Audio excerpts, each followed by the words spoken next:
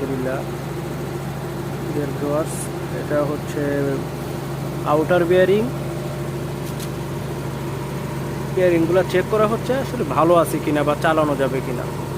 হ্যাঁ, বিয়ারিংগুলা এভাবে চেক করতে হয়, ঘুরায় ঘুরায় চেক করতে হয়। ভিতরে কোনো সমস্যা থাকলে এমনিতেই ধরা পড়ে যায়। ভিতরে যদি কোনো সমস্যা থাকে বা ভাঙা থাকে তাহলে বিয়ারিংগুলো রিপ্লেস করে দিতে হয়।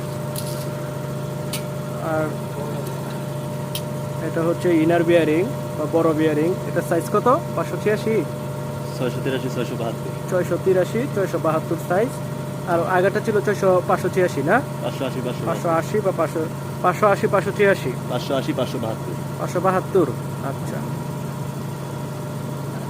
এই বিয়ারিংটা আমরা চেক করতেছি যে কোনো সমস্যা আছে কিনা। আচ্ছা, এই যে দেখা যাচ্ছে, এই যে এখানে ক্র্যাক হয়েছে। একটু ক্র্যাক হয়ে গেছে বা দাগ হয়ে গেছে।